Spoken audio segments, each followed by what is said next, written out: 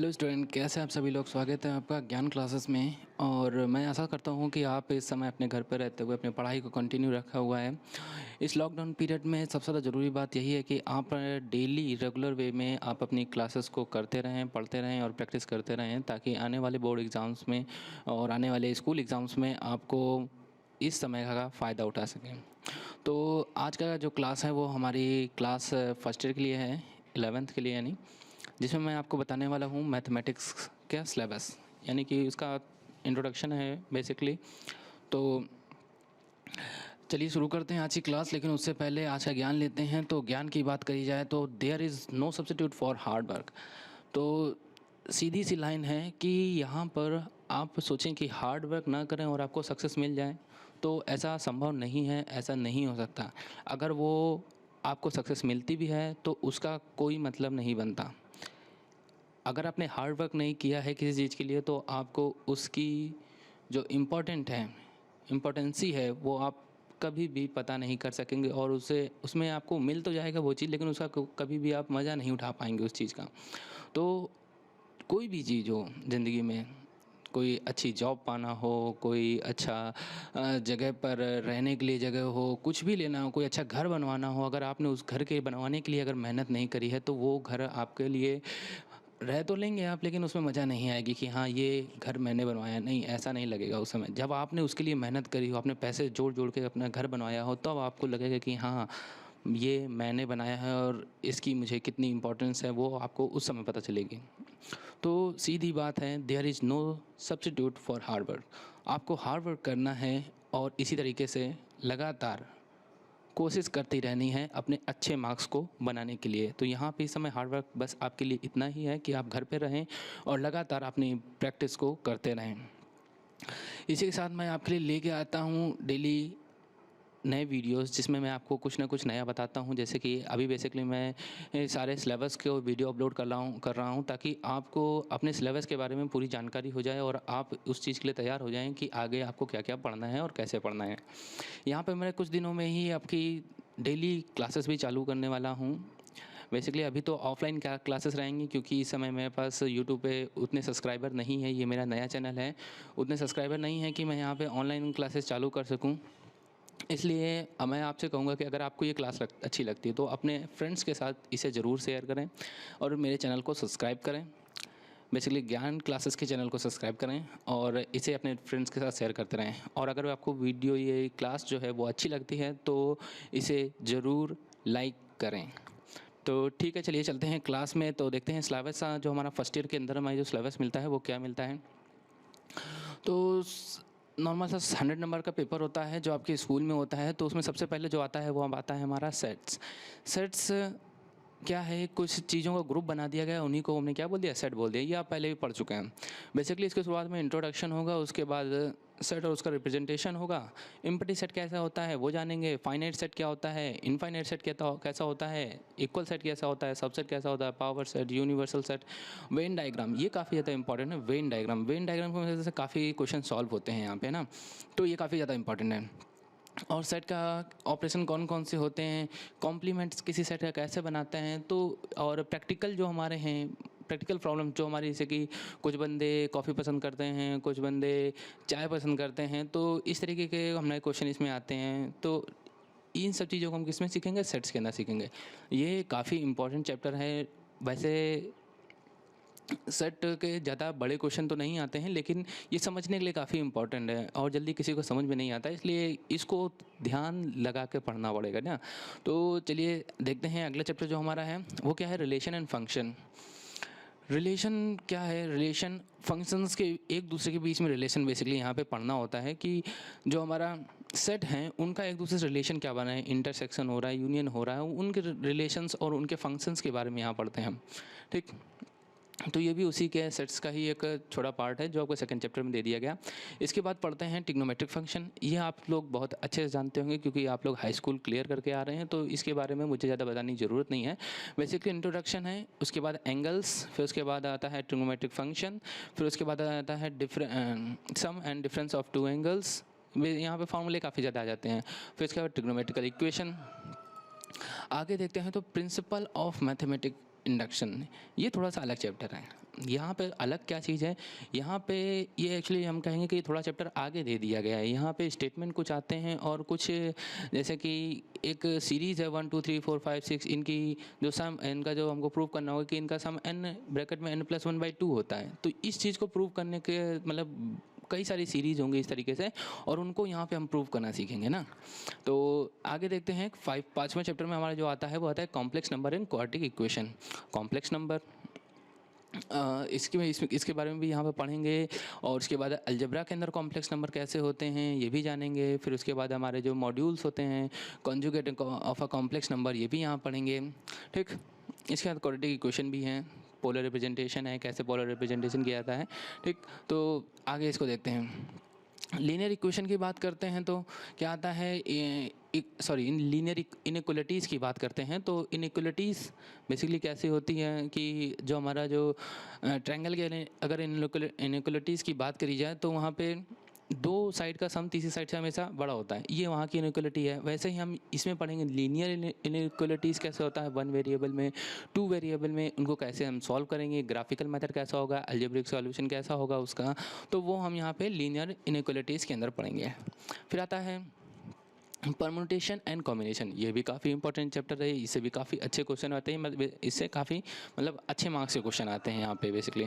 तो देखते हैं, तो फंडामेंटल प्रिंसिपल ऑफ काउंटिंग देखेंगे, परम्यूटेशन देखेंगे, कॉम्बिनेशन। बेसिकली यहाँ पे परम्यूटेशन का एक फॉर्मूला है, कॉम्बिनेशन का एक फॉर्मूला है, उन दोनों के जरिए हम सारे सवाल लगाते हैं, ठीक। तो आगे देखते हैं, तो हमारा मिलता है बाइनोमियल थ्योरम, ये काफ़ी ज़्यादा इंपॉर्टेंट है। यहाँ पे बाइनोमियल थ्योरम को सीखना बहुत ज़्यादा ज़रूरी होगा, क्योंकि हमारा जो इंटर में होगा बाइनोमियल थ्योरम काफ़ी ज़्यादा पूछी जाती है, उस पर काफ़ी ज़्यादा सवाल आते हैं।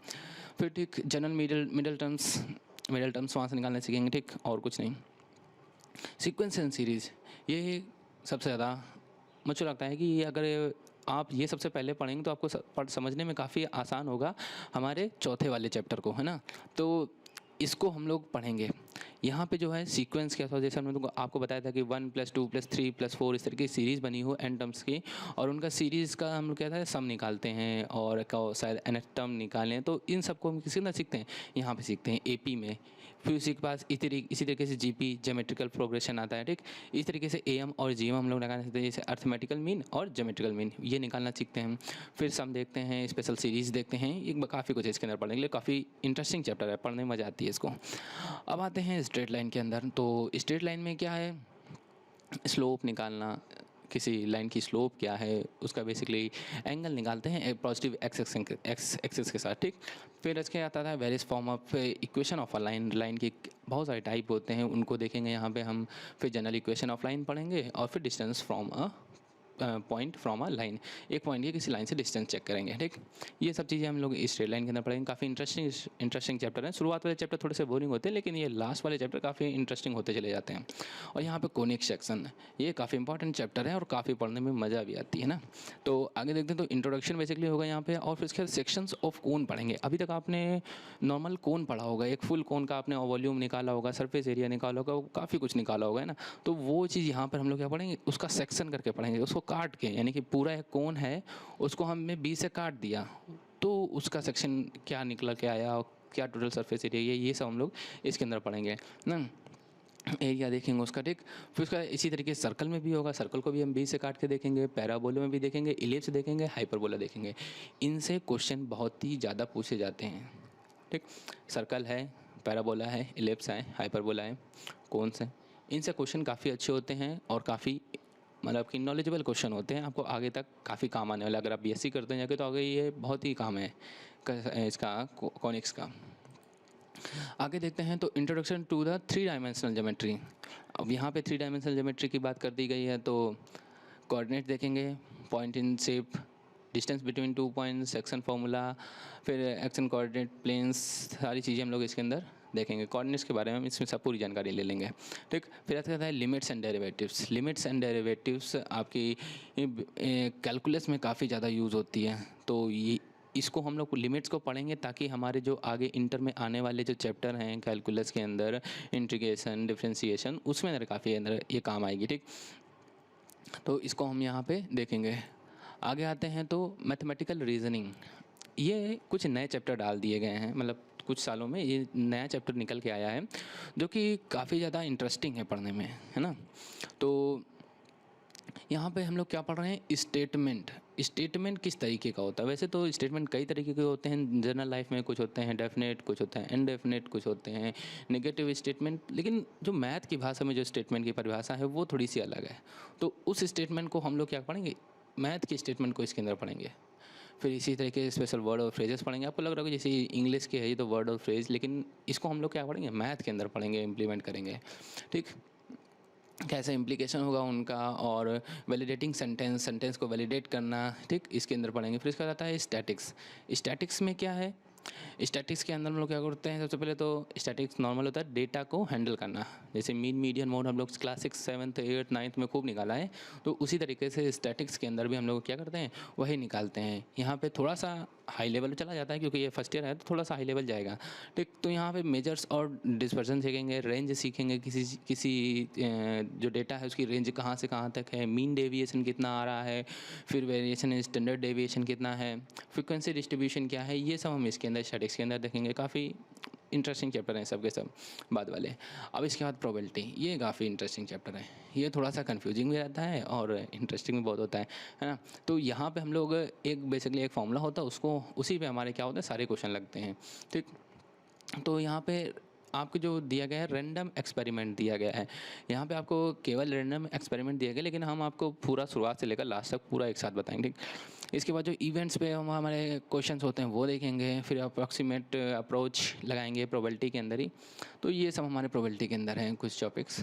फिर ये जो है अपेंडिक्स, इनफाइनाइट सीरीज़ हमारी काफ़ी, मतलब कि इनफाइनाइट टर्म्स तक सीरीज़ होती है, वो बाइनोमियल थ्योरम हो, चाहे लॉगरिथमिक सीरीज़ हो, चाहे एक्सपोनेंशियल सीरीज़ हो, उन सबको हम लोग क्या पढ़ेंगे, इसके अंदर पढ़ेंगे। ठीक, अपेंडिक्स 1 के अंदर। इसी तरीके से हमारे पास क्या है, अपेंडिक्स 2 भी है, जहाँ पे हम लोग क्या पढ़ेंगे, मैथमेटिकल मॉडलिंग पढ़ेंगे। मैथमेटिकल मॉडलिंग के अंदर क्या पढ़ेंगे, ये बेसिकली बहुत ही छोटी सी मतलब छोटी सी क्या है, इंटरेस्टिंग है, ये भी आपको पढ़ने में मज़ा आएगी। बाकी मैथमेटिकल मॉडलिंग्स के अंदर वही जब हम सब चैप्टर पढ़ेंगे तभी हमको थोड़ा सा ज़्यादा समझ में आएगा। ठीक, तो ये था हमारा क्लास फर्स्ट ईयर का सिलेबस, जो कि यूपी बोर्ड द्वारा एनसीईआरटी बुक के थ्रू दिया गया है। आप यूपी बोर्ड की साइट पे भी, यानी upmsp.nic.in पे जाकर भी आप चेक कर सकते हैं, तो आपको वहाँ पे यही सिलेबस मिलता है। तो यहाँ पे काफ़ी इंटरेस्टिंग चैप्टर है और पढ़ने में भी उतने ही मज़ेदार हैं। तो पढ़ने में मज़ा आएगी। मैथ को कभी रटना नहीं, कभी डरना नहीं, उसको हमेशा एंजॉय करते हुए पढ़ना, और उसी तरीके से हम लोग क्या करेंगे, पढ़ेंगे इसमें अब आगे।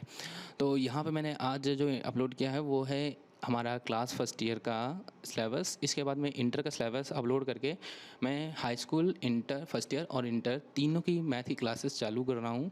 आप अपने दोस्तों के पास जल्दी से जल्दी इसको वीडियो को शेयर करके उनके पास पहुंचा दें, ताकि उन्हें ये पता चल जाए कि हाँ, क्लास चालू हो रही हैं एक रेगुलर वे में, एक रेगुलर तरीके से सभी को पीडीएफ मिलेगा। पीडीएफ आपकी बेसिकली मैं टेलीग्राम पे अपलोड कर दूंगा, आप वहाँ से जाके डायरेक्ट डाउनलोड कर पाएंगे। उसकी टेलीग्राम जो चैनल है उसकी लिंक मैं आपको डिस्क्रिप्शन बॉक्स में दे दूँगा।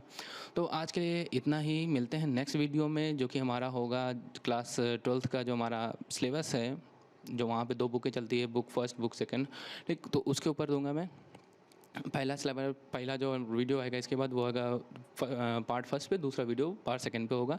तो आज के लिए बस इतना ही, और अगर ये वीडियो अच्छा लगता है आपको तो लाइक और अपने दोस्तों के साथ इसे शेयर तो ज़रूर करिएगा, और आगे आने वाली वीडियो मिलते रहें आपको, उसके लिए आप इस चैनल को सब्सक्राइब कर लीजिएगा, ताकि, और जो नोटिफिकेशन बेल है उसको भी दबा दीजिएगा सही ढंग से, तो आपको नोटिफिकेशन मिलती रहेगी बेसिक कि वीडियो अपलोड हो गया है, जाके पढ़ लेते हैं।